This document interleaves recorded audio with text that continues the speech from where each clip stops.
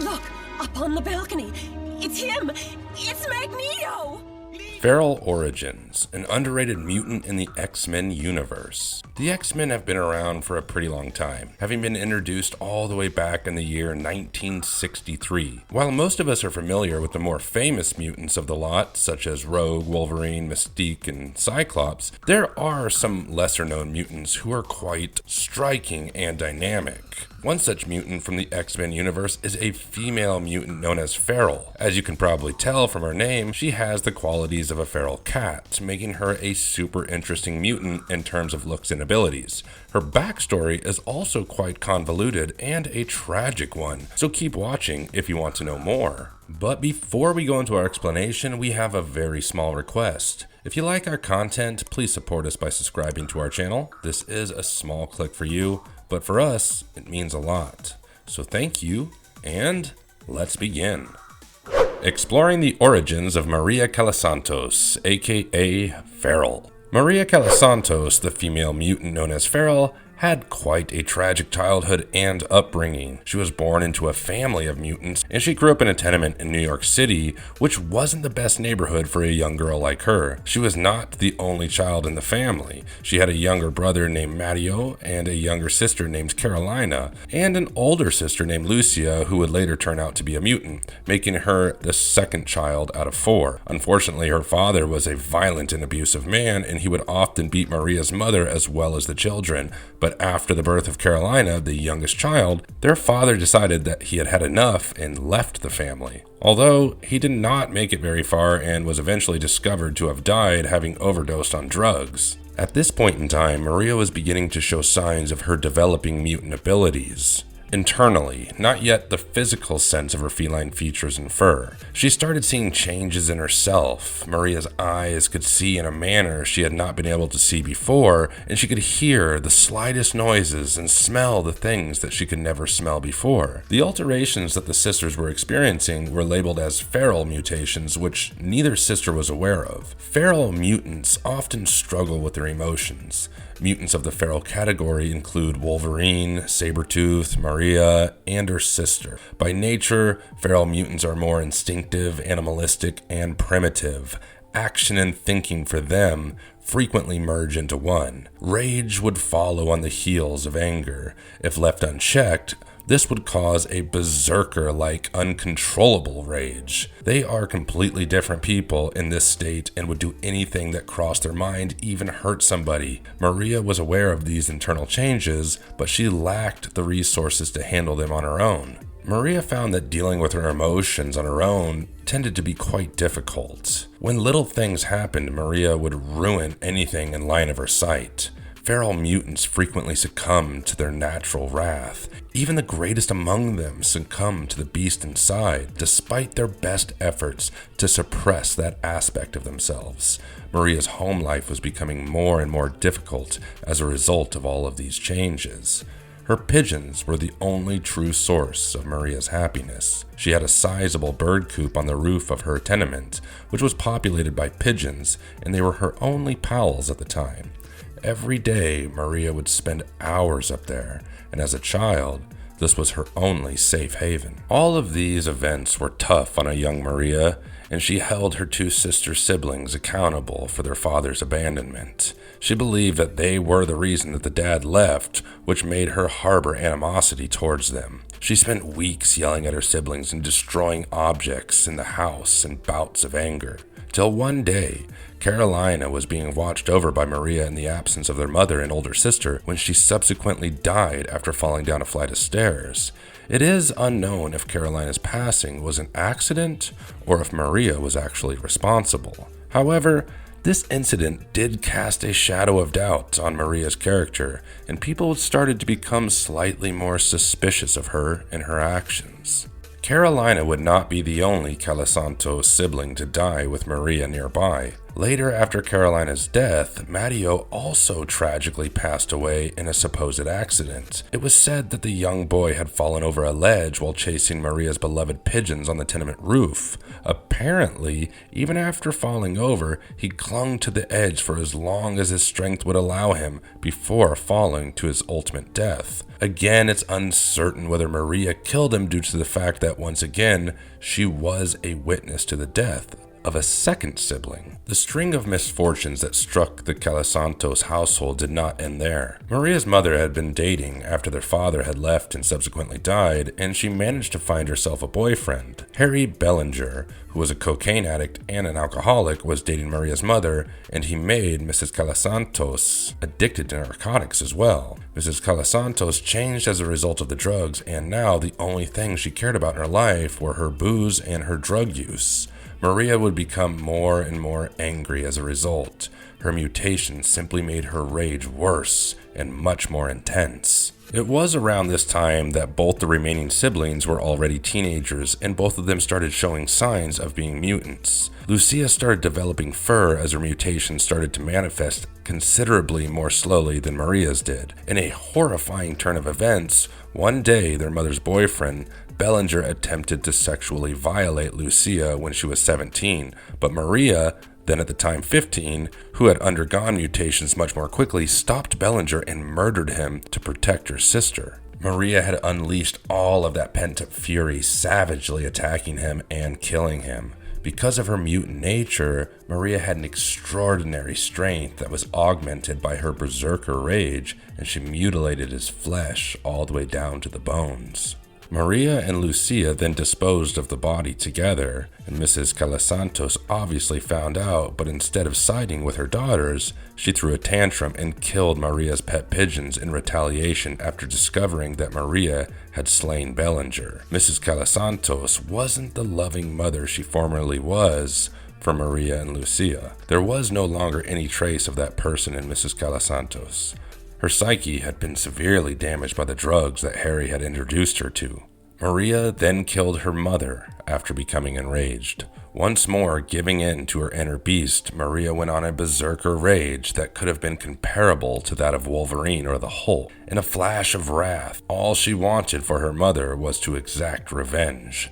Maria viciously attacked and killed her mom. Only when she realized what she had done was she able to control her wrath. This left her and Lucia as the last standing members of the Calasantos family. Maria and Lucia quickly realized that too many people had died and that people would become suspicious. Thus, they subsequently relocated to the underground Morlocks mutant community. The two sisters adopted the names Feral and Thorn, respectively, as they began to resemble humanoid animals. Thus was the birth of the mutant named Feral. The hardships that she had gone through as a young child shaped her and turned her into who she was. Feral had some memorable comic book story arcs. Feral largely features 12 notable story arcs, and we're going to briefly discuss all of them right now in chronological order. So now is the time if you want to go ahead and grab that popcorn and get ready. Number 1. Living underground with the Morlocks.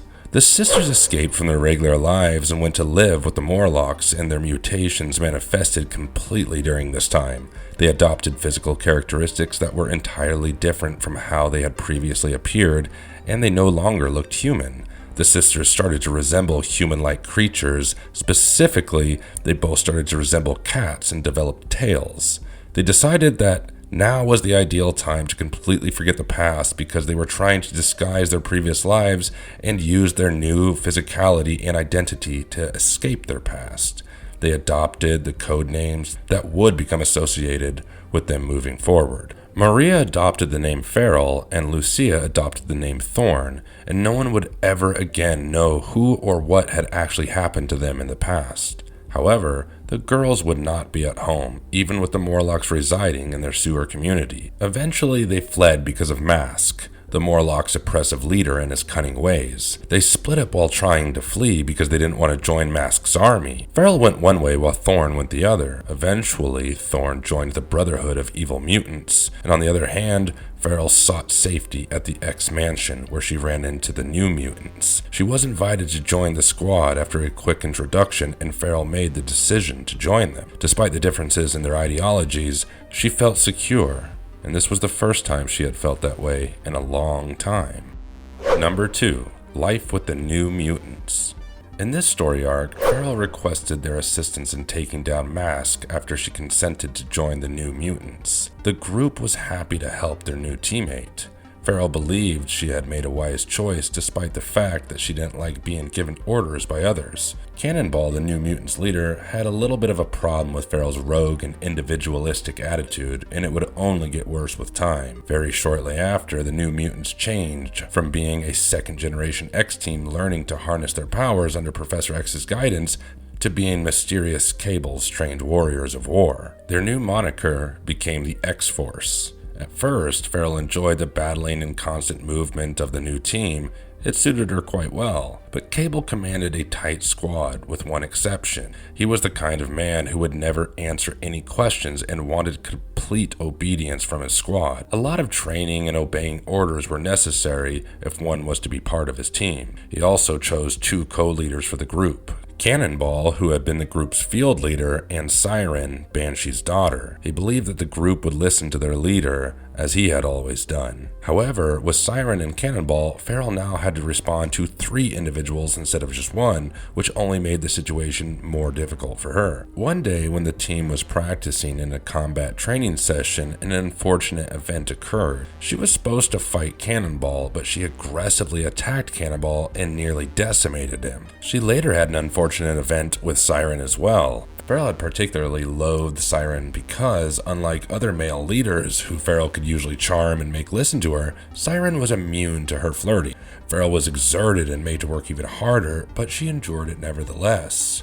Feral spent a considerable amount of time with the X-Force, joining them at the group's creation and participating in all of their early missions, one of which pitted her against her own sister and the Brotherhood of Evil Mutants.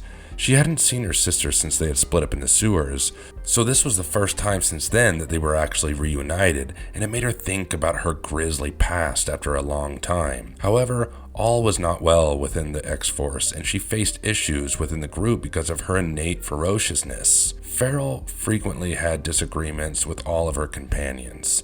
She would sometimes engage in combat, always having an all-or-nothing mentality, and would push herself way too far, almost killing her opponents, and her teammates would always have to stop her. Feral would also clash with anyone on the team who was in a position of authority.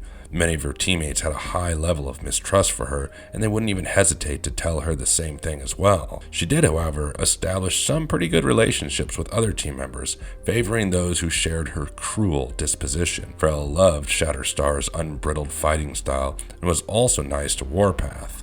Although nothing ever came of it, Feral was also drawn to Shatterstar. However, little did she realize that her days in the X-Force were numbered. Number 3. Betraying the X-Force. Her betrayal of the X-Force was inevitable since she was never the correct fit for the team, always wanting to do things on her own. Her betrayal manifested in this particular plotline. The Mutant Liberation Front was a terrorist group that had abducted Henry Gyrich, who was a government official and anti-mutant campaigner, and at one point they came into the confrontation with X-Force. Rainfire, the commander of the MLF, successfully persuaded Feral to change sides by exploiting her enmity towards Gyrich and everything he stood for. He made a promise never to ask to restrain her in a fight, using his knowledge that X-Force wasn't the best fit for her.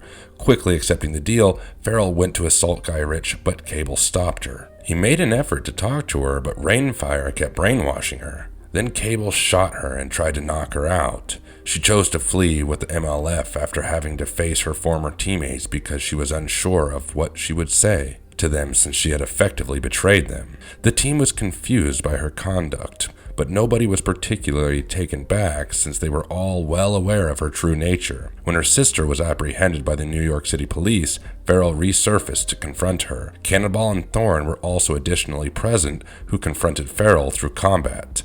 The idea was to aggravate Farrell to the point where she would be forced to confess to the atrocities that she had carried out. First, Cannonball refrained from attacking her out of fear of hurting her, but soon he had realized that Farrell didn't feel the same way about him. She was attempting to murder him while in berserker rage comparable to Wolverine's. Cannonball then attacked Farrell head-on and quickly defeated her. In the midst of all the commotion, Cannonball was able to get Farrell to acknowledge her involvement in the killing of Harry Bellinger and her 3 family members, bringing her past misdeeds back into the limelight. Farrell attempted to escape by fighting, but she was subdued, taken into custody, and imprisoned. Number 4. Prison and contracting the legacy virus. Farrell was notified that she had caught the legacy virus, which was fatal to mutants, while she was incarcerated, adding to her long list of misfortunes.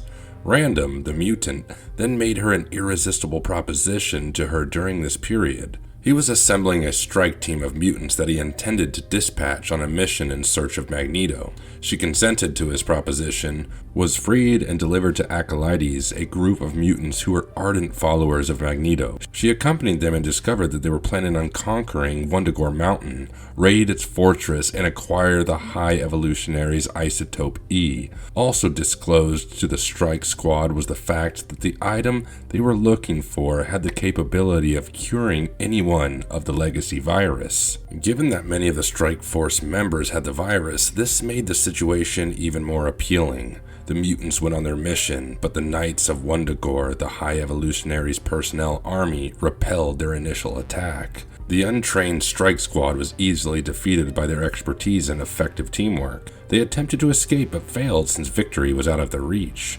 The squad later learned that they had been duped by Exodus. He desired isotope E for his own purposes, and it had nothing to do with finding a cure for the legacy virus. Once Farrell learned about this, she became quite upset. Farrell became an exposed raw nerve of rage, searching for a vent. This would come in the form of King Bedlam. Number 5. King Bedlam's New Hellions. Farrell's initial attempt to find a treatment for the virus failed miserably. She was starting to heavily feel the symptoms of the virus, and it was even starting to impair her mentally, and this is when she embarked on the New Hellion story arc. She accepted King Bedlam's offer, distressed by her condition, and subsequently emerged as one of his New Hellions. Farrell's involvement in the gang put her in conflict with X-Force once more. This led to a battle between the New Hellions and the X-Force, and finally, Farrell faced her longtime rival, X-Force leader, Siren. Both parties were eager for this battle as they decided to settle an old rivalry once and for all. A verbal exchange of words and a heated dispute preceded the situation. In the argument, Farrell let out all of the anger and hatred that she had harbored towards Siren in the past. Siren was then savagely slashed open by Farrell, who was like a ferocious rabid animal at the time. The consequences of this injury were quite severe. Siren was rendered entirely helpless. She lost her vocal cords and needed a lengthy healing period after sustaining the injury. It effectively removed her from battle. Farrell's team lost the battle despite Farrell's victory in the fight, and after a short while, the New Hellions split up, and all of the members went their separate ways. The legacy virus treatment was discovered soon after this battle and dispersed into the atmosphere, and everyone that had been afflicted was now cured.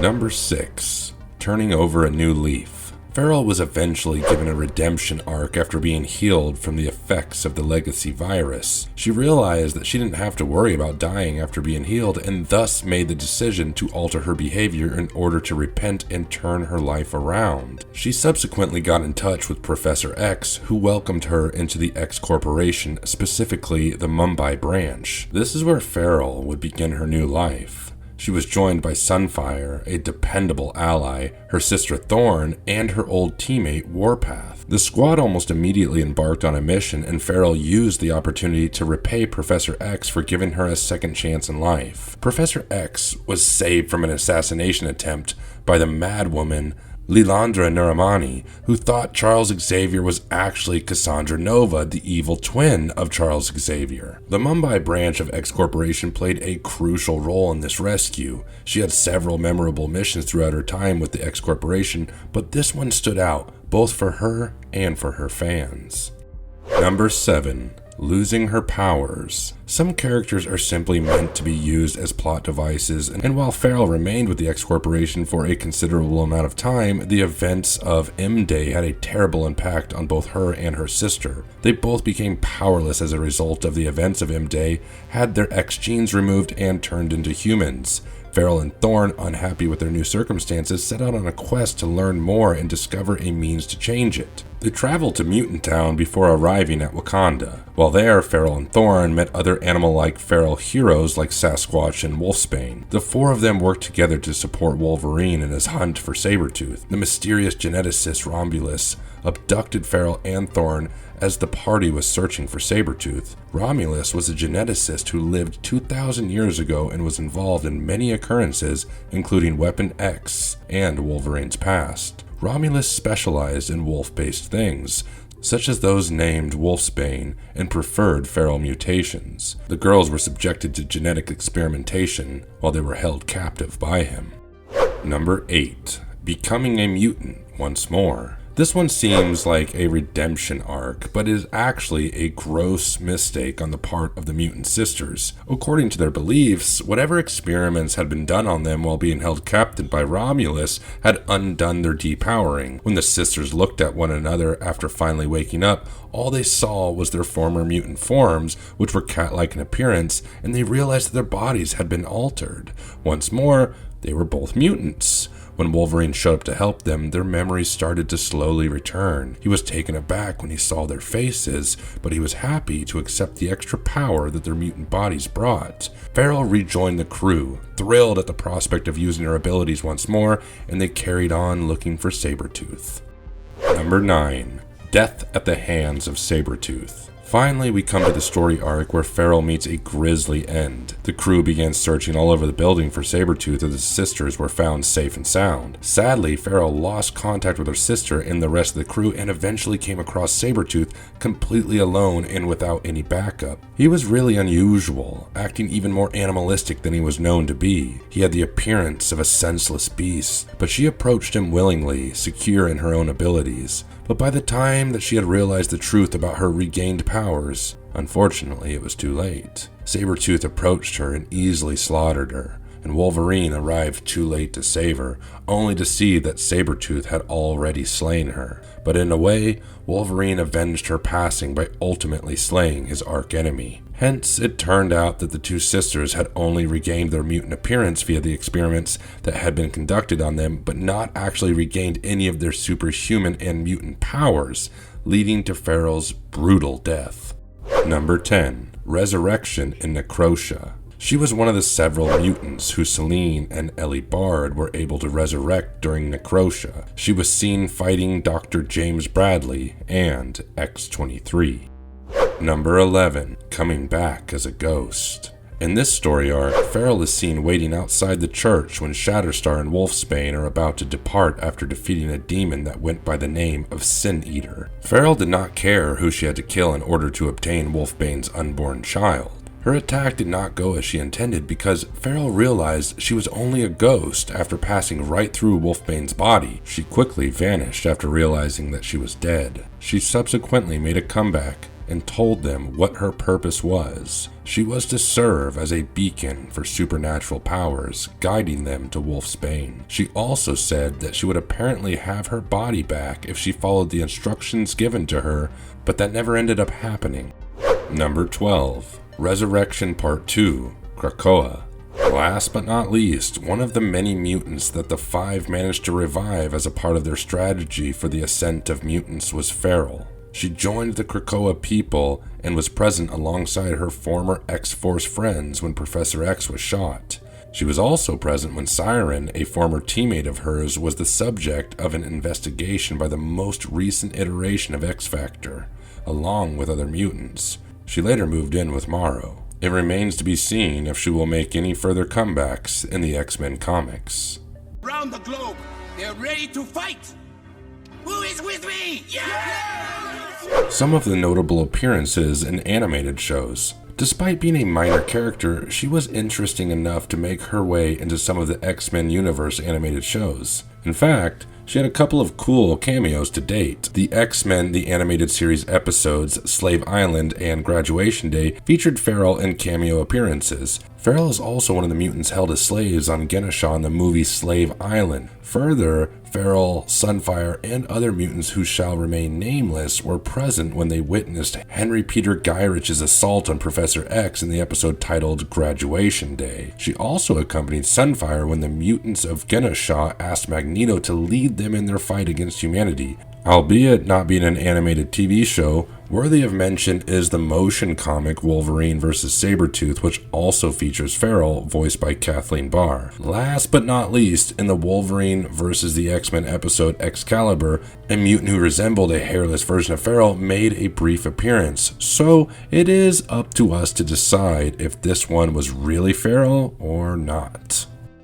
What made Feral so powerful? One of the most interesting things about Feral was her superhuman senses. Feral has superhumanly keen hearing, smell, and sight senses that are comparable to those of many animals. Compared to a typical person, Feral is able to see more clearly and over farther distances. Even when it is almost completely dark, she still has this clarity, and the darkness does not have much of an effect on her vision. Similarly to this, her hearing is also improved, allowing her to hear sounds from great distances that most people can't hear, making sure that she would hear the enemies coming long before they realize it. Feral is also able to locate her victims by scent, thanks to her highly enhanced sense of smell. She has such a keen sense of smell that she could distinguish minute chemical changes between brands of deodorant that are meant to have the same aroma. Interestingly, Feral is a skilled hand-to-hand fighter who received training from Cable and Wolverine. Notably, she can also lift nearly a ton of weight thanks to her extraordinary strength. Further, Feral can run and move at speeds that are faster than the best human athletes due to her superhuman speed. When she exercises, her muscles don't produce nearly as much fatigue toxins as the muscles of a regular person. Thus, she has superhuman stamina and can exert herself to the fullest extent for several hours without feeling the effects of weariness. Feral is also capable of recovering from minor to moderate wounds far more quickly than a typical human due to her strength regenerative ability. Broken bones, for example, can mend entirely in a few days. Nevertheless, she is unable to regenerate lost limbs or organs, so she is definitely not comparable to entities like Deadpool, and nor is she immortal. Feral possesses superhuman reflexes, and her innate agility, coordination, and balance have been increased to degrees beyond what the average human body is capable of. Her natural reaction time is also boosted beyond what a human-capable body is capable of.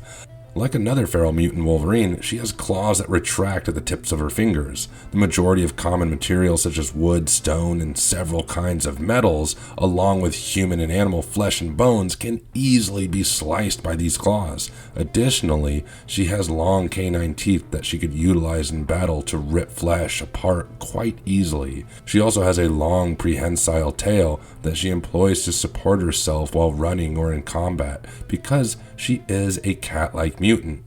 She can also use her tail to support her weight. Feral is definitely an underrated character in the X-Men universe. Not many people know about her, and it also seems quite unlikely that she will be given a role in any new X-Men material since she has not been featured much after her death at the hands of Sabretooth. Would you like to see Feral in any X-Men movies coming up?